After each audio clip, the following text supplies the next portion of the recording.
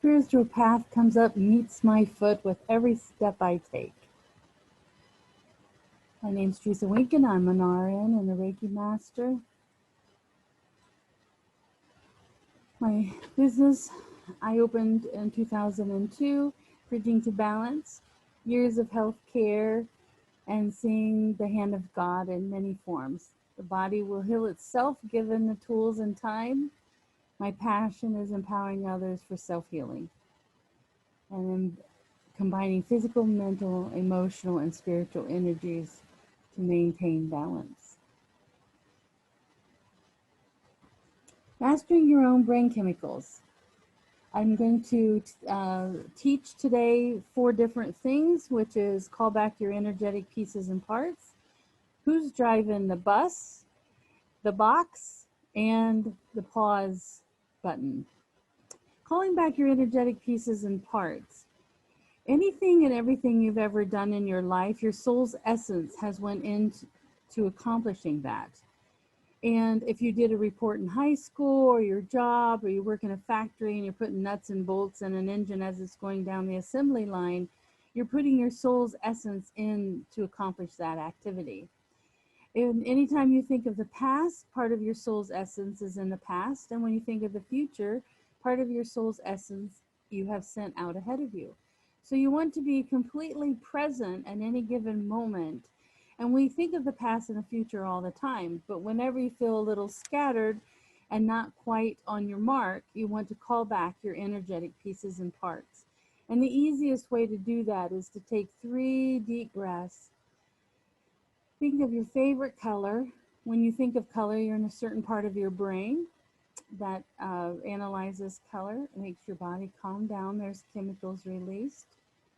And you say all your legal and nicknames. So for myself, I would say, I, Teresa Ann Fryer Wienken Tressa Terry, call back all my energetic pieces and parts. And you can do this right now. You do not have to do it out loud, and you should do it 3 times.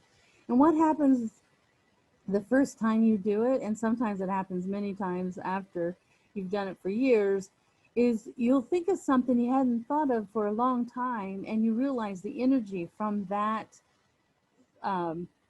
event or thought has just came back to you, and you feel more put together. The next thing I want to talk about is who's driving the bus? Who's driving your bus?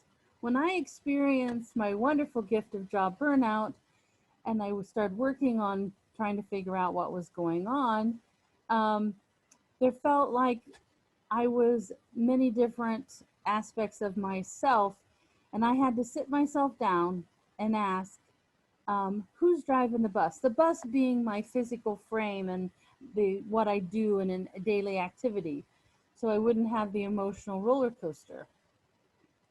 And what I come to find out is there's many aspects of myself, but I particularly was working with the soul, the spirit, the mind, the self, body, emotions, and ego. And I had to find out who's driving the bus. Is it the 15-year-old rebellious teenagers driving the bus, or a 7-year-old temper tantrum child driving the bus? So I had to pick and choose, and whoever I want to drive the bus, the rest of myself has to sit in the back of the bus with a muzzle on and can't be talking all the time. And I find that when I let the soul drive the bus, and everybody else sits in the back and be quiet, then I'm on my soul's path more plainly, more vivid, more detailed. I know what I'm doing. And then the spirit self is the spark that rejuvenates the soul. And that spark part of myself is whenever I do something and I lose track of time, and it feels like I've only been doing it for 5 minutes and I've been doing it for 3 hours, that rejuvenates my soul and makes me together again. The mind part of me always wants to know. The nurse wants to know, how is this working?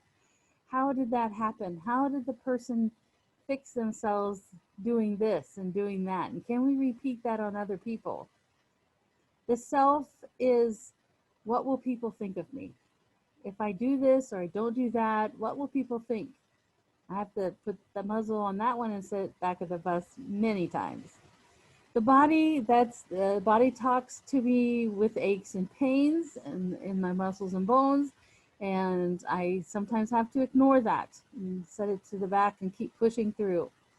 Emotions are ups and downs and of all emotions, and my emotions are my emotions, and I get to pick and choose which emotion I'm going to have at any given moment. And I had a client come in one time and she said, "How are you?" And I said, "I'm wonderful." And she said, "You're always wonderful when I come in here." I said, "That is a decision that I make every morning when I get up, and I make it moment to moment. I ask myself, how am I feeling? How long have I felt this way? Am I okay with feeling this way? Can I change something?" And then, of course, I have ego that's asking questions all the time. What are you doing? Why are you doing that? And there's other aspects of self. I just touched on 7 big ones. And then there's the inner child and things. So I like to put things in a box. When I was experiencing stressful moments, I have like brain chatter going on in my head, constant talking. And I can't think clearly because there's all these thoughts running through my mind.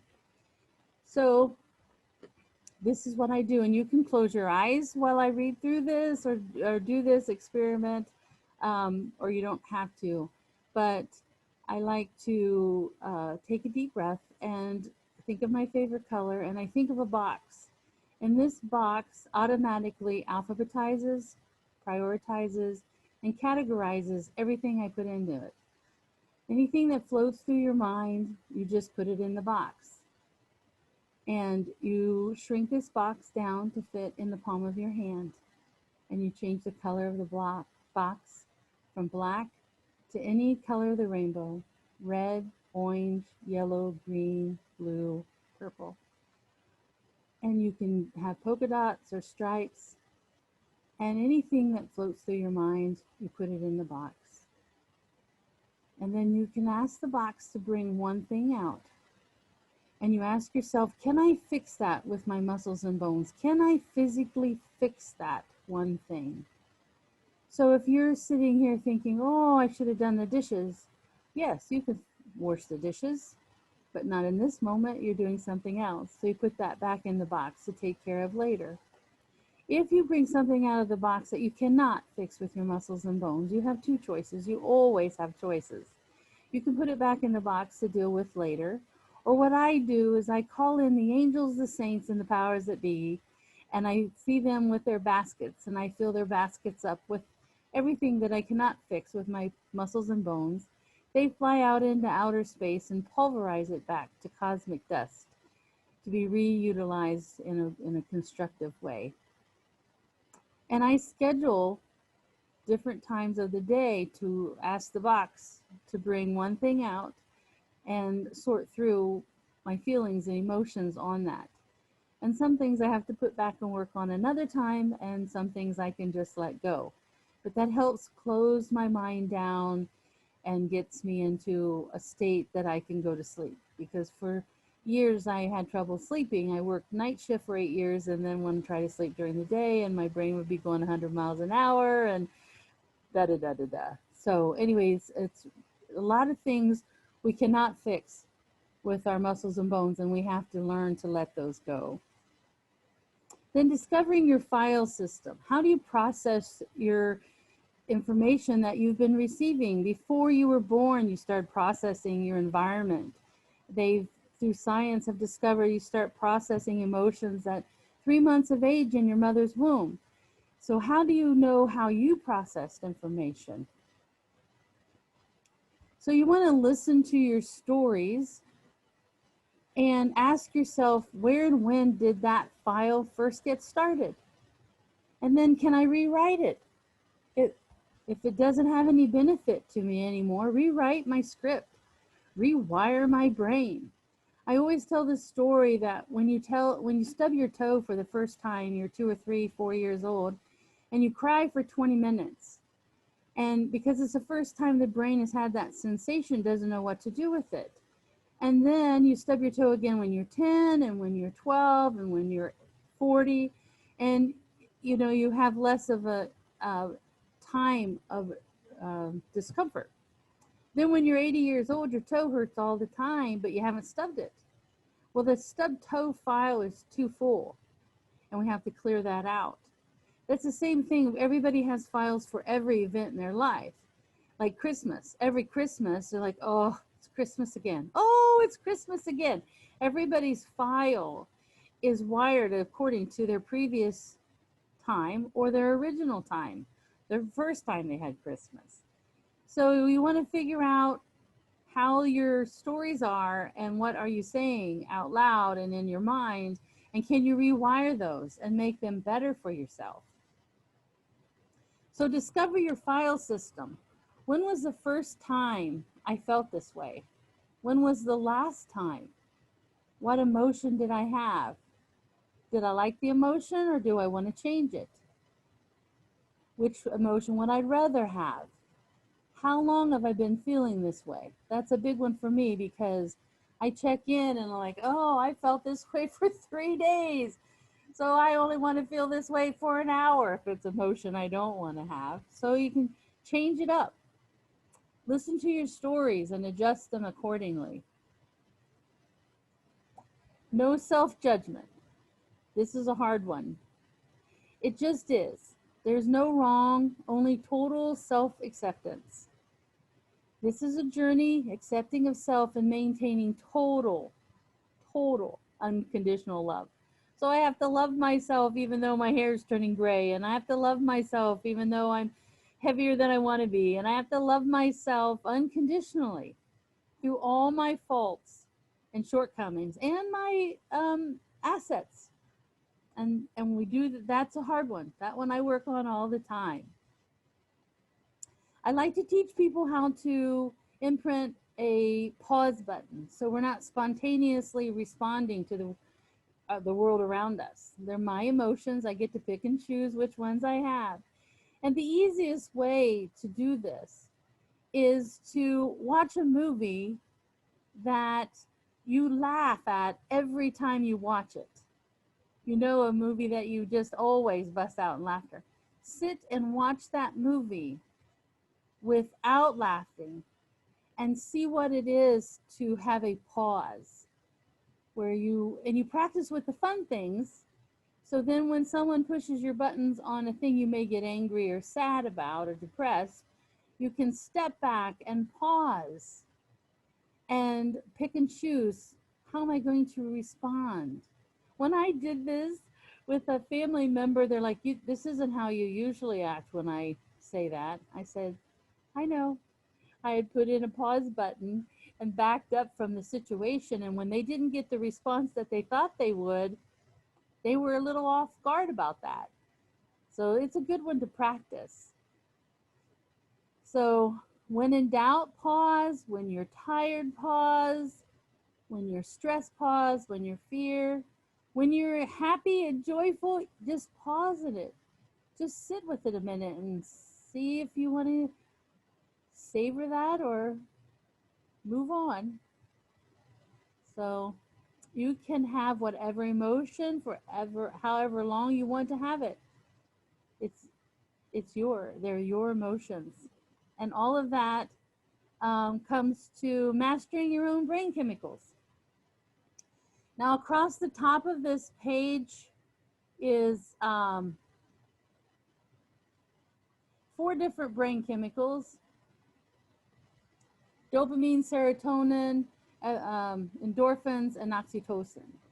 And over here, I don't know if you can see that or not, but if you have a lack of dopamine, you will have self-doubt, you will have lack of enthusiasm, focus, attention, memory, and motivation.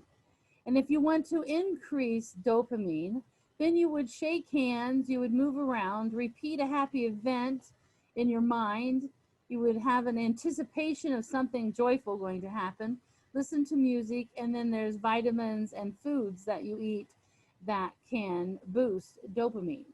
All of this is Googleable. I love that word. Researchable. You can look it up on the internet. Serotonin. If you're low in serotonin, you will feel loneliness, depression, sleep cycle disruption, anxiety, cravings, and PMS symptoms. If you want to boost your serotonin level, you can do a gratitude list, be in the sun for 20 minutes, dance, exercise, reflect on pleasure, achievements, and then there's a list of food that you can eat. Also affecting serotonin level is melatonin level. And something, this is science. When the sun comes up, we are fully exposed to all the rays of the sun, including blue ray.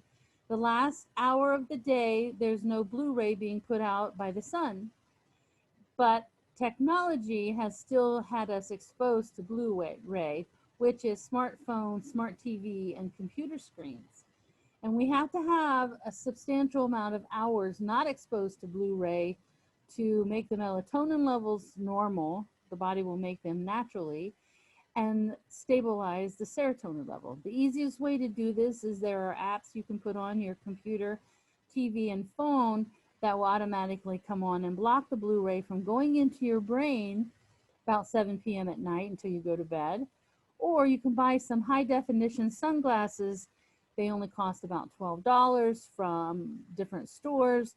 And you've probably seen them on TV advertised with, they block the headlights on a car during the rain. And don't worry, you can take them off if someone comes and visits you. It does take about 2 weeks for the melatonin to stable out. There's a lot of research about melatonin. People's like, well, I'll just take a melatonin pill. If you take too much melatonin, you can have as much sleep serotonin issues as you can if you don't take any at all. So you want to think about that. Endorphins, you will have, if you don't have endorphins, you'll be in the state of flight or flight, have anxiety, metabolism issues, low energy, depression, cognitive functioning. So then you can do reflexology or trigger point, vanilla, smelling vanilla or lavender, color therapy. Think of any color of the rainbow. Think of any color, but I like to work with the rainbow colors. And when you're in that part of your brain, there's certain chemicals released that helps your body calm down. And then there's a whole flight or flight, that's a 10th cranial nerve. And that comes out the back of your throat, crosses over your vocal cords, through your heart, through your intestines, and down to your rectum. You may have heard of the Valsalva maneuver.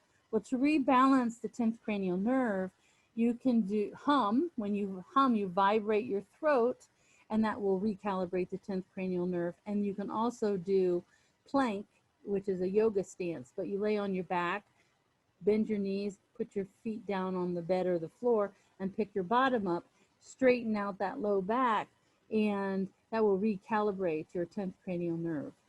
And then oxytocin, if you have lack of trust, intimacy relationships, or healthy relationships, you have a lack of oxytocin. If you give someone a hug for 20 seconds, you'll have a squirt of oxytocin.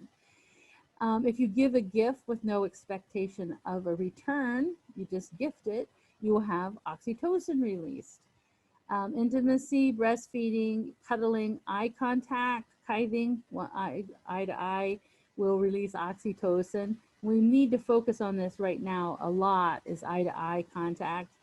And music, and then there's a list of food that will help stabilize your brain chemicals. You don't have to do all of these. You pick and choose which ones you like. They usually, you'll know you like it because you'll get the chemical release and your body will just go, oh, that feels so much better, right?